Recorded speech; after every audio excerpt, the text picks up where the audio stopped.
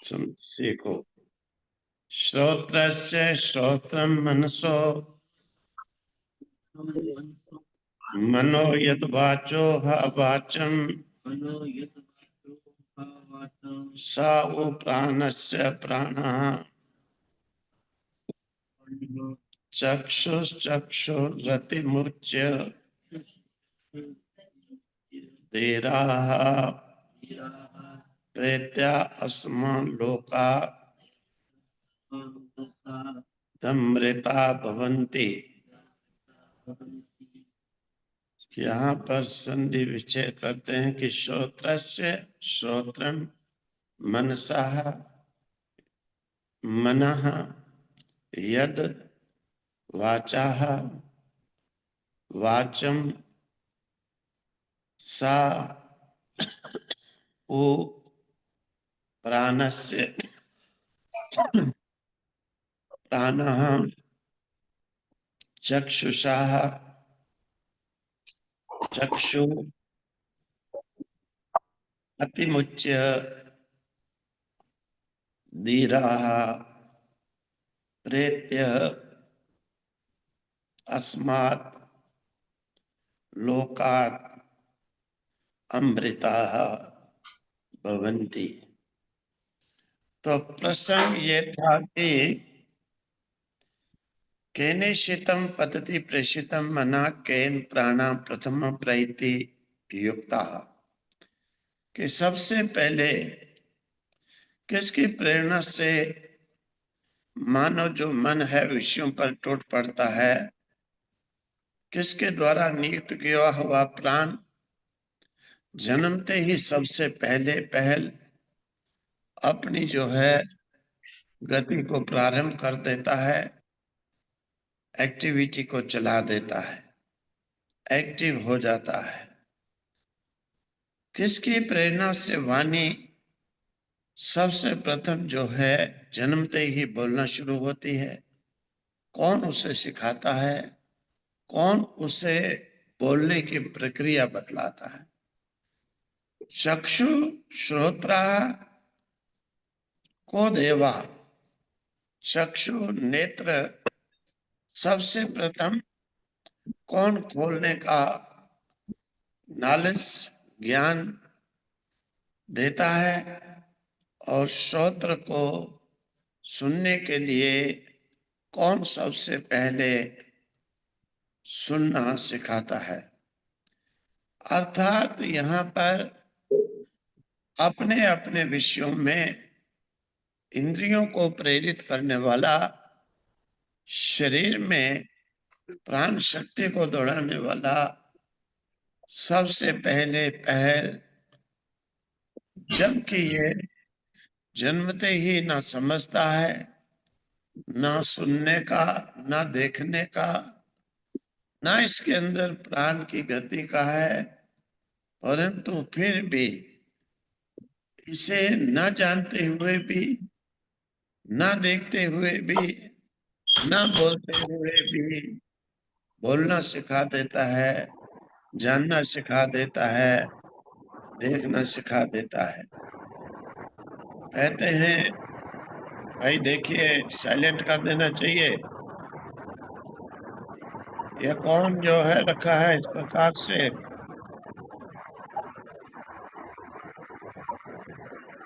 Silent करना चाहिए इसको, ऐसे नहीं समझते हैं, तो सबको डिस्टर्ब करते हैं। तो कहते हैं श्रोत्रस्य श्रोत्रम, हम ऐसा सोचते हैं कि कान जो है अकेला ही सुनता है, अकेला कान सुनने का काम करता है। ऐसा नहीं, श्रोत्र का भी श्रोत्र है, श्रोत्र का भी श्रोत्र है। मनसा मना, मन का भी वो मन है जो इसे प्रेरित करता है, शक्ति देता है। यद वाचो है वाचम, वाणी की भी वह वाणी है, प्राणस्य प्राणः, प्राण का भी वो प्राण है। ये प्राण ही स्वतंत्र नहीं, इस प्राण का भी जो प्राण है। और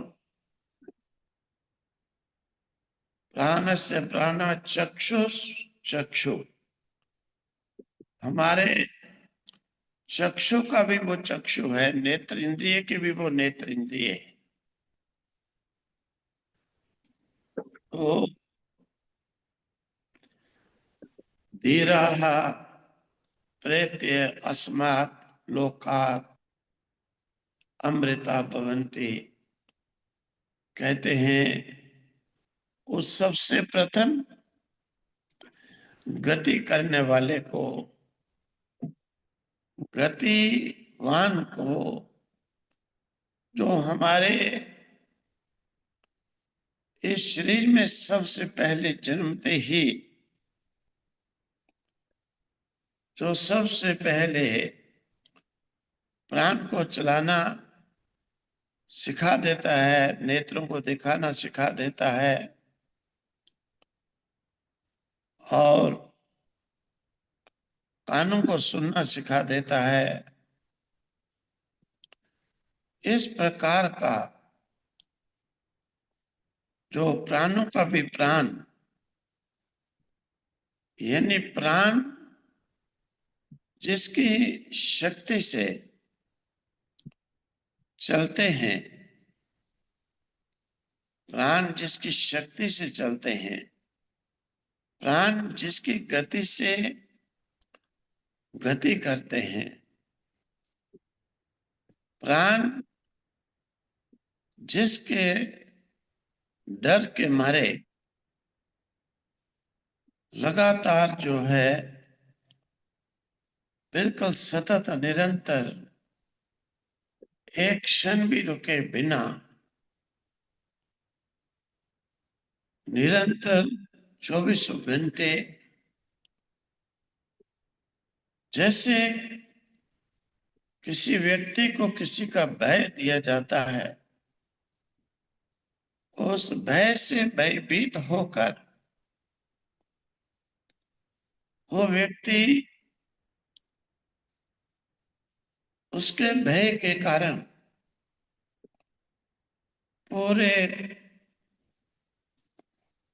हाव भाव के साथ, पूरे ध्यान के साथ, जैसे किसी के सामने शेर को खड़ा कर दिया जाए और फिर शेर को खड़ा करने के बाद उस व्यक्ति के ध्यान को देखें, कभी भी उसका ध्यान शेर से इधर उधर नहीं जाएगा। हम कहते हैं ध्यान एकाग्र नहीं होता, ध्यान कभी लगता नहीं, मन एक जगह टिकता नहीं। जब शेर से भयभीत होकर सामने खड़े शेर के समय व्यक्ति का ध्यान दूसरी तरफ कहीं जाता नहीं, कभी भी व्यक्ति कहीं और की सोचता नहीं, कहीं भी और अन्य दिशाओं में देखता नहीं, कहीं भी और बोलता नहीं, क्योंकि सामने खड़े शेर का बड़ा भय है। इसीलिए ध्यान कहीं जाता नहीं।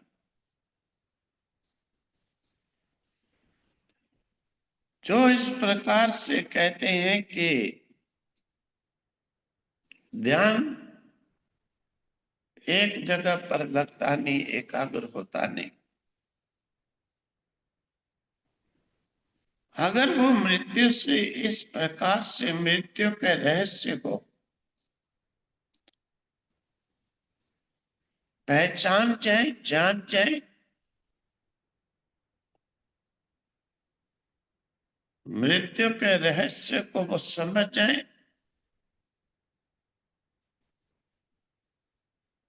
और उस मृत्यु से बचकर अमृत तत्व को समझ जाए,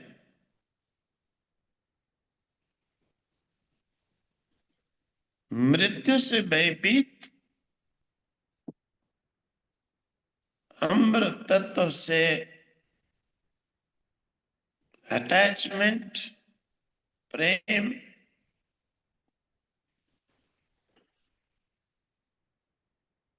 दोनों ही परस्पर एकाग्रता के, स्थिरता के, ध्यान के हेतु बन जाती। इन दोनों में ही जिस व्यक्ति की लापरवाही है, ना तो मृत्यु से भयभीत है, मृत्यु के दोषों को समझता है, ना अमृत तत्व के गुणों को समझता है, इस प्रकार का साधक अस्थिर, भटकना, विषयाचरण उसका स्वभाव हो जाता है। तो इसके लिए दोनों ही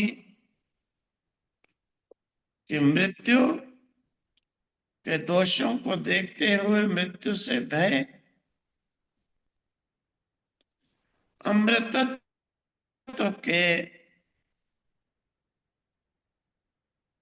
श्रेष्ठता को देखते हुए अमृत तत्व से प्रेम, क्योंकि दोनों ही श्रेय साधन कल्याण के हेतु हो जाते। जैसे विषयागत जीव को अति जिस विषय में प्रीति हो जाती है,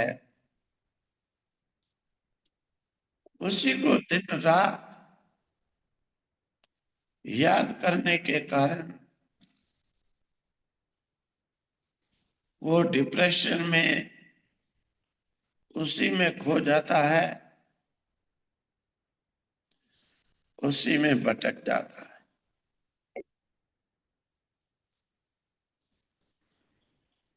इसी प्रकार से अमृत तत्व के पान में जिसका श्रेय कल्याण रूप समझकर जिज्ञासु उसे स्वीकार करता है,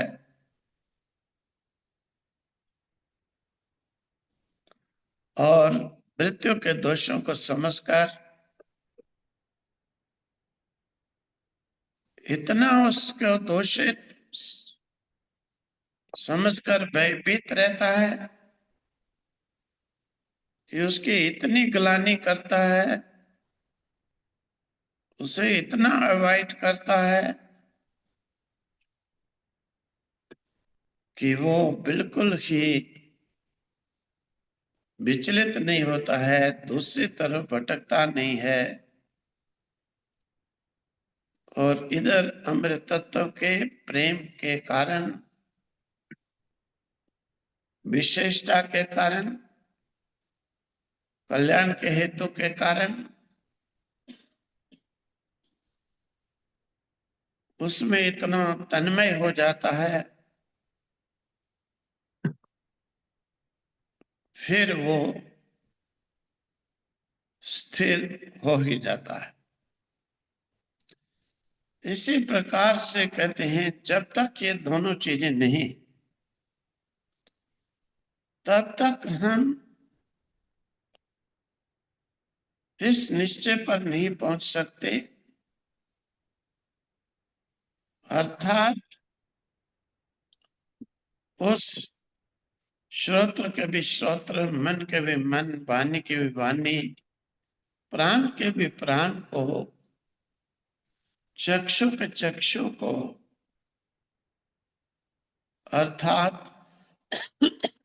जिसकी प्रेरणा से, जिसकी प्रेरणा से सर्वप्रथम प्राण भयभीत होकर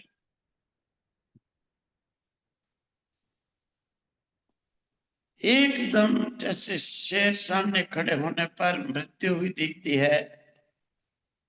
एक पल भी इधर उधर व्यक्ति का चित्त दृष्टि सोच नहीं जाते हैं, इसी प्रकार से जिसकी प्रेरणा से भयभीत होकर के प्राण कभी एक क्षण रुकता नहीं, निरंतर सतत चलता रहता है, जिससे हमारा जीवन शक्ति इस शरीर में चलती रहती है, काम करती है, व्यक्ति जीवित रहता है। वो सबका मूल, वो सबका मूल, सबका कारणों का कारण, वो प्राणों का प्राण, श्रोत्र का श्रोत्र, मन का मन, वाणी की वाणी, चक्षु का वो चक्षु है। इस प्रकार से धीरा, जो ज्ञानी पुरुष हैं, जो इसे जानने वाले हैं, जो इस प्राण में ही मोहित होकर अंधे नहीं हो रहे,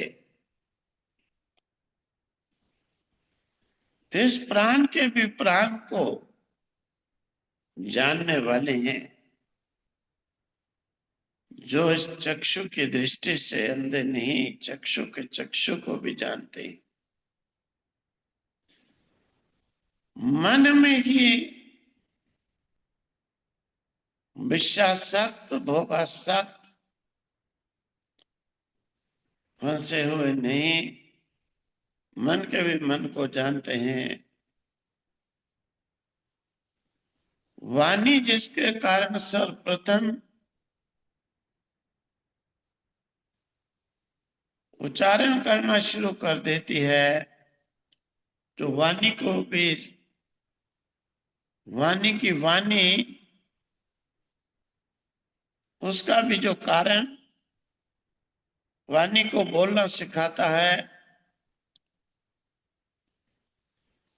उसे जो जानते हैं, इस प्रकार से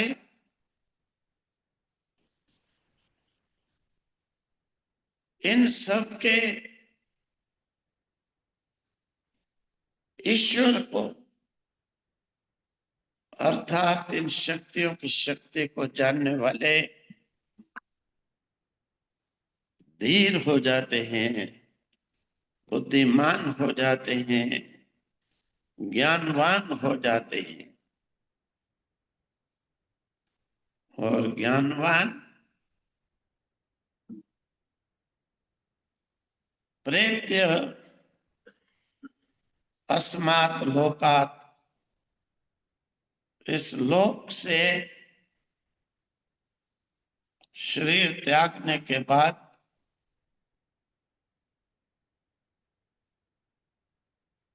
वो इंद्रियों के विषयों का संग छोड़कर,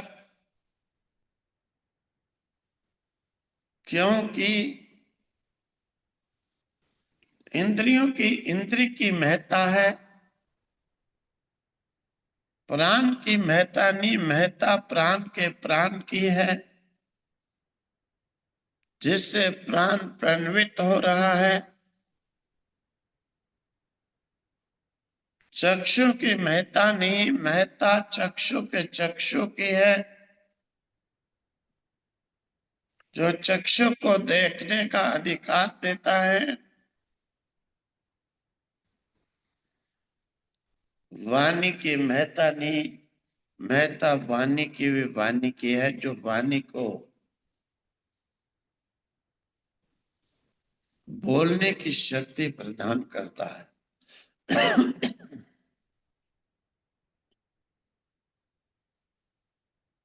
असलियत वास्तविकता को जानकर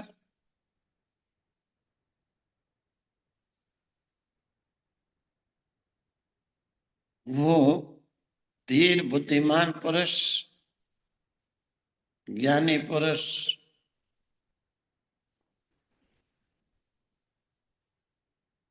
वो मन, वाणी, प्राण, चक्षु, इनका, इनके विषय, इनके विषयों का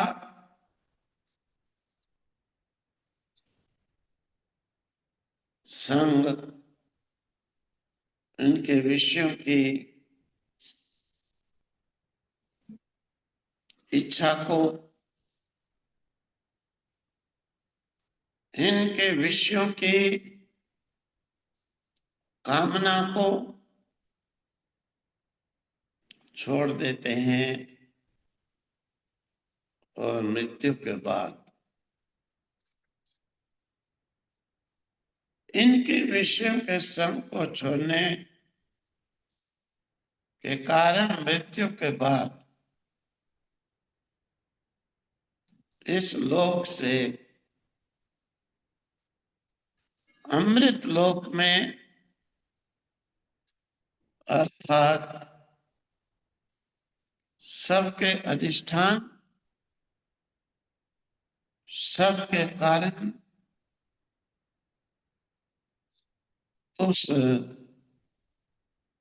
वो देव को निश्चित ही, यानी अमृत को भवंती, अमृत हो जाते हैं, अमृत का पान करते हैं, अमृत स्वरूप हो जाते हैं। यहाँ पर इस श्लोक में ये व्याख्या की गई है, प्रेजेंट के वाणी, प्राण, मन,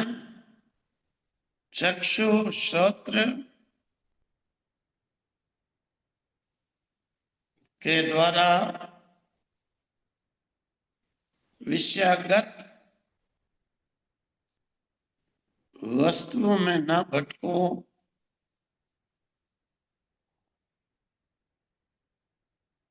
प्राण के भी प्राण, वाणी के भी वाणी, मन के भी मन को, चक्षु के चक्षु को पहचानने के लिए जिज्ञासु बनो, प्रयासरत रहो। संसारी जीव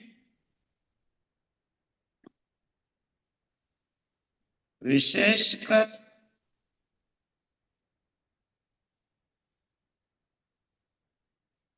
इस संसार में प्राणों पर ही अटके रहते हैं। हमारा प्राण कभी रुक न जाए,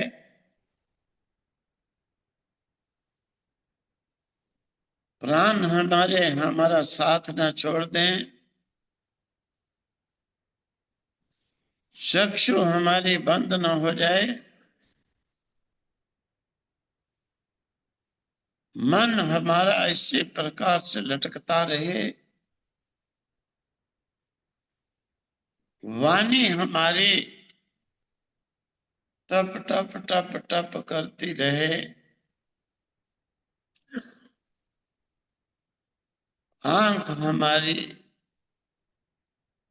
देखने का काम करती ही रहे। आम व्यक्ति जो है विशेष इन्हीं में अटका हुआ, इन्हीं में अटका हुआ, इनकी धारणा के कारण ही मृत्यु इति मृत्यु को प्राप्त करता है, मृत्यु को प्राप्त होता है।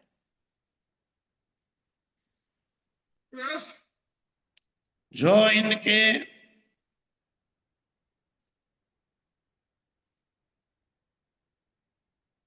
द्वारा प्राप्त होने वाली मृत्यु के दोषों को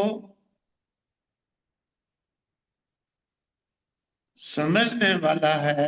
पहचानने वाला है, जानता है, वो इन विषयों की प्रीति न करके उनसे अपने विचारों को हटा करके अपने प्राणों को उनमें व्यय नहीं होने देता, चक्षु में उन्हें निरर्थक मानकर देखने के लिए उत्साहित नहीं होता,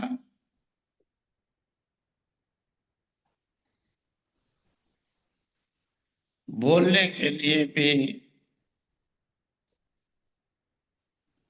उसे व्यर्थ वाणी समझकर संयमित वाणी का प्रयोग करता है।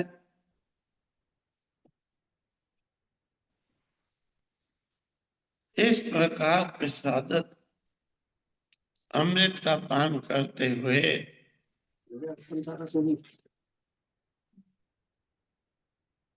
इस संसार सागर से पार हो जाते हैं।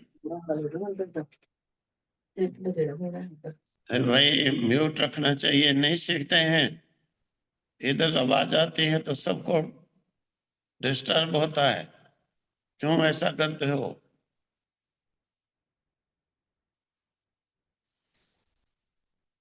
इसीलिए यहाँ पर उपनिषदकार ने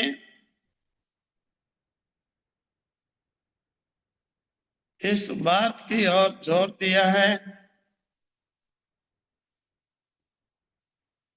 वाणी के आंख के विषयों पर नहीं भटको,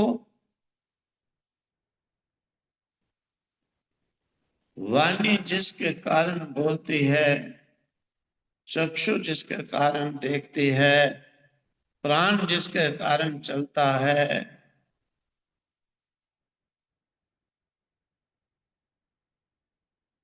जो इन प्राणों का प्राण है, जो मन वाणी की वाणी है, जो मन का भी मन है, अमृत तत्व का पान करने के लिए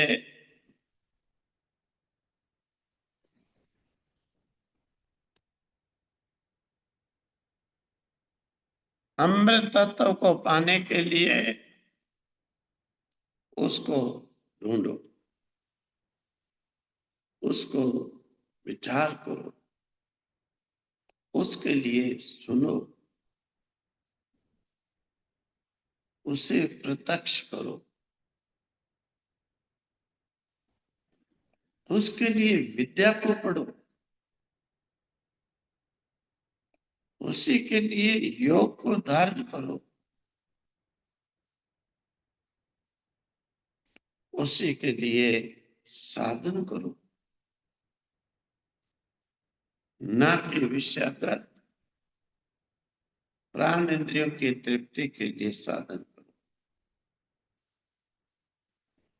अज्ञानी व्यक्ति विषयगत इंद्रियों को तृप्त करने के लिए ही जीवन बिता देते हैं, और ज्ञानवान व्यक्ति विषयागत विषयों में गई हुई इंद्रियों की तृप्ति को छोड़कर उस देव को, जो कि वाणी की वाणी है, चक्षु का चक्षु है, प्राण का प्राण है, मन का जो मन है, जिज्ञासु बनकर उसको जानने के लिए ब्रह्मचर्य पूर्वक, उपासना पूर्वक, स्वाध्याय पूर्वक, साधनों के द्वारा उसको जानने के लिए प्रयासरत रहते हैं, प्रयास करते हैं।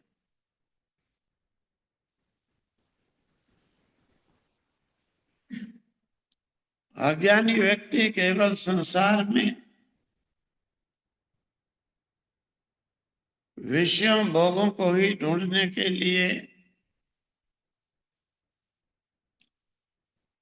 तरह तरह से जीवन को लगा देता है। ये नहीं पहचान जाता कि ये असत लोक है। इससे हम सत्यता की ओर नहीं, असत्यता की ओर भटक रहे हैं। न जानने के कारण ही इनमें प्रीति करता है, जानने के बाद फिर कभी भी इनमें प्रीति नहीं करता है। तो ओम तत्सत, ओम तत्सत।